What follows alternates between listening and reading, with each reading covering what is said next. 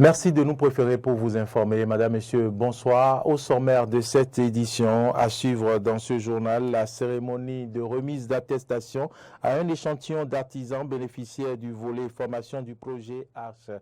Séance d'information d'identification des espaces pastoraux dans plusieurs communes, des rencontres qui s'inscrivent dans le cadre de la concrétisation du projet de sédentarisation des troupeaux de ruminants au Bénin. Le point dans cette édition. L'annonce par Emmanuel Macron hier de la fin de l'opération Barkhane qui aura duré près de 9 ans a fait réagir le gouvernement malien. Voilà pour le sommaire.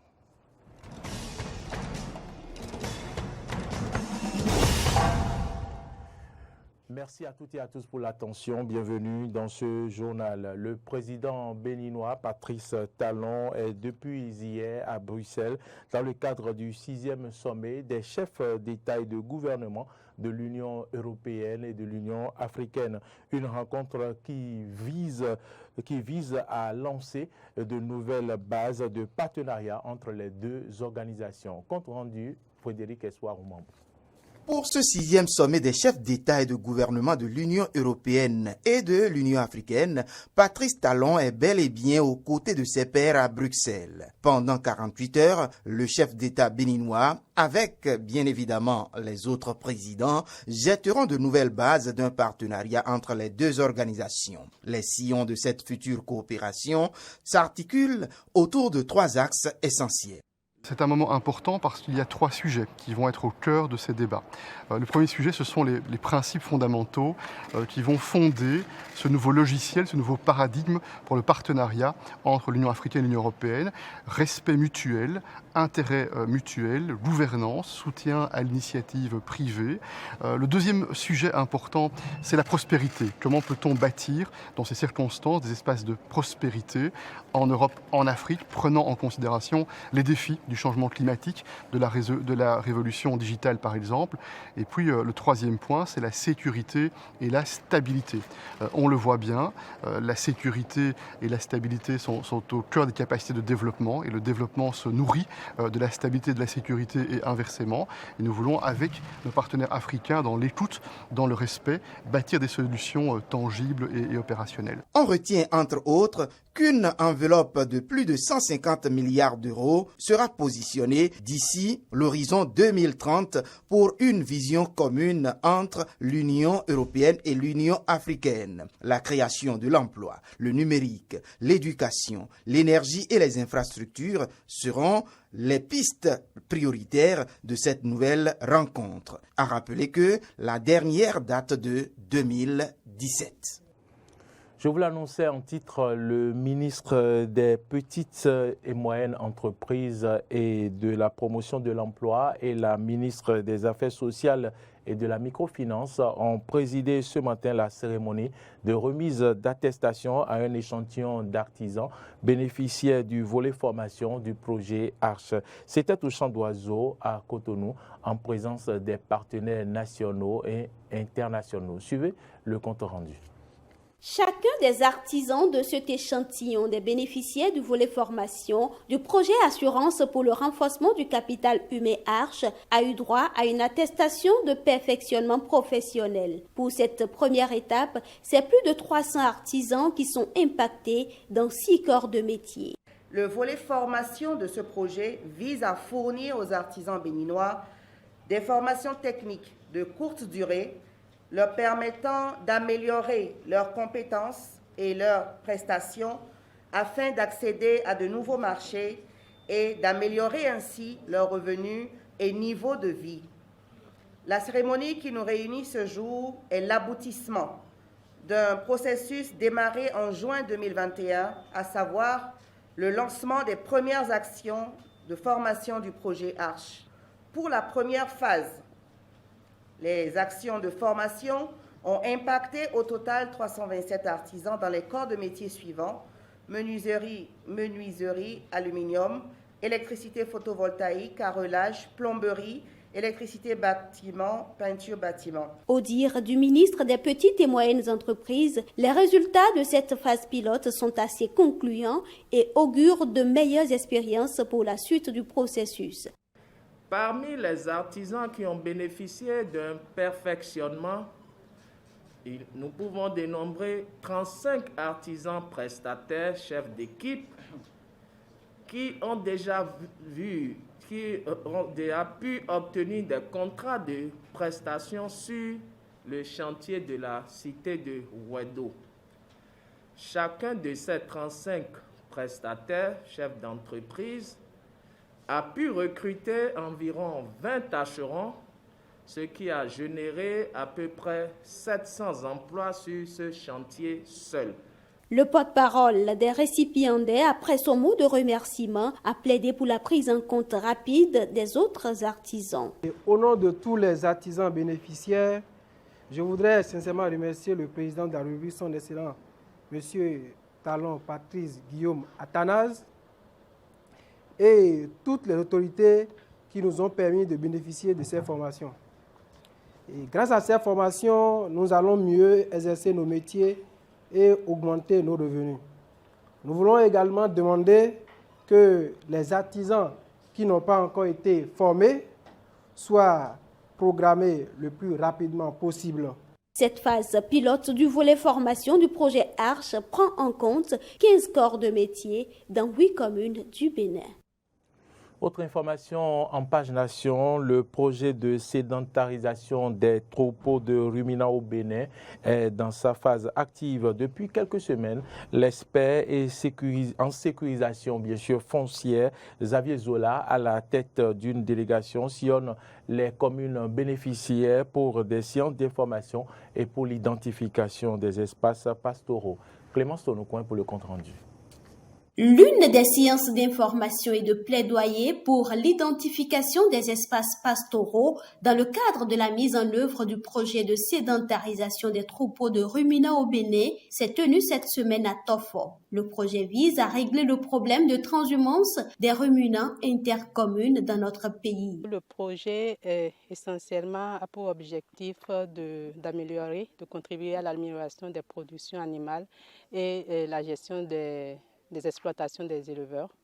Et de façon spécifique, elle nous permettra de rationaliser la gestion de l'espace pastoral, d'améliorer les productions bovines et ovines et aussi de faciliter l'accès au marché des produits animaux. À terme, des infrastructures de soutien à l'élevage au profit de tous les éleveurs et de leurs troupeaux seront disponibles à proximité des 126 campements à identifier sur l'ensemble du territoire national. L'expert en sécurisation foncière, Xavier Zola, nous en dit plus. Les activités prévues consistent donc à la réalisation d'un campement pastoral pilote sur un site de 1000 hectares dans la commune de Gogounou et à renforcer 126 campements répartis donc dans 42 communes dans tout le pays. Pour les 126 campements renforcés, autour de chaque campement, on va identifier, ce processus est suffisamment évolué déjà, on identifie, on délimite autour des campements identifiés, retenus, des sites de l'ordre de 50 hectares. Il sera procédé à de la libération. Donc on va d'abord, conformément aux dispositions légales et réglementaires, et surtout suivant les prescriptions de la Banque ouest africaine de développement qui finance le projet aux côtés donc du budget national, nous allons donc faire le point des droits de propriété et chaque personne affectée sera donc indemnisée. Le projet est financé par la Banque ouest-africaine de développement BOAD et l'État béninois. C'est ce qui justifie la présence d'une délégation de l'institution dans l'équipe. Il y a tellement de conflits éleveurs-agriculteurs. Et donc quand la BOAD est saisie d'une telle préoccupation, tout de suite, elle marque son intérêt pour appuyer tout État qui veut faire de cette problématique de la transhumance un problème qu'il faut définitivement régler. Donc, en mettant en place vraiment ce financement, c'est qu'on va vers des solutions durables pour régler définitivement la question de la sédentarisation et dans le même temps essayer d'augmenter tout ce qui est productivité, tant de la viande que du lait. Dans le rang des bénéficiaires, l'initiative est appréciée. Le projet va nous aider à vraiment limiter un peu nos souffrances par rapport aux conflits que nous avons chaque fois, perte d'animaux, de vies humaines. Et ça va nous amener à une nouvelle mode, le type d'élevage. C'est vrai que toute réforme, au départ, c'est difficile.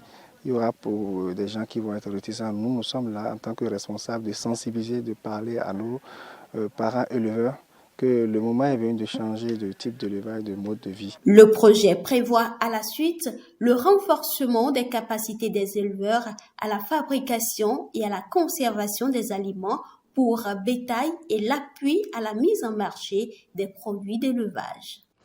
On ne le dira jamais assez, le Bénin a perdu une grande voix de la musique béninoise. Il s'agit de Vivi l'International, décédé dans la nuit du mardi au mercredi. Les artistes béninois pleurent le décès de cette Amazone de la paix.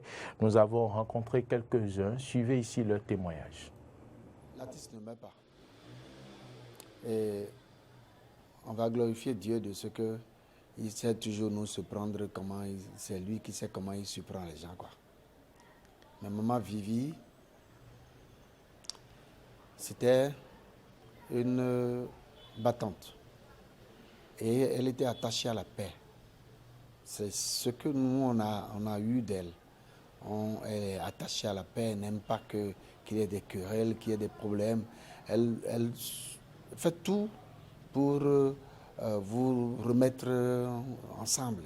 Je retiens de Mémé une maman volontariste, une maman convaincue de ce que la meilleure chose qu'on peut offrir à une personne, c'est de créer autour d'elle l'environnement de paix.